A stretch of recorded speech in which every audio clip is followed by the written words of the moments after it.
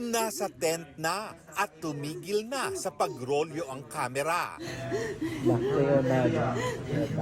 Pero hindi pa rin mapigil sa paghagulgol ang veteran actress na si Rio Locsin. Yan ay matapos kunan ang isa sa mga eksena sa top rating action series sa GMA Prime na Black Rider.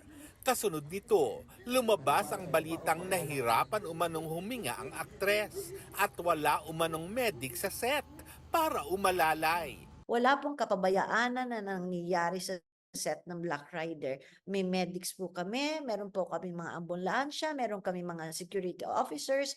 Wala po, alagang-alaga po ako sa set. Wala pong untoward incident. May medic at ambulansya na naka-standby at tumulong. Pero hindi lang daw niya kailangan ng medic noon. Hindi po ako inatake ng hika, wala po akong hika.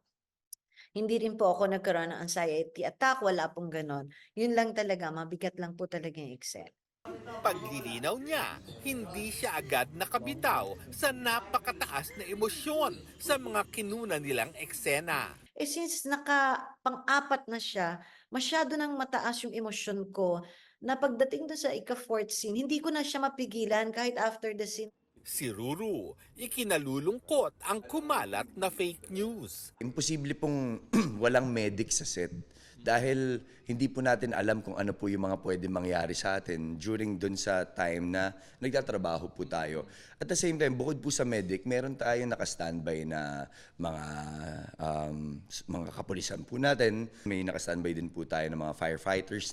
Isang araw si Ruru sa mga minsanang natulungan ng medic sa set nang magtamo ng knee injury noong Agosto habang ginagawa ang isang stunt.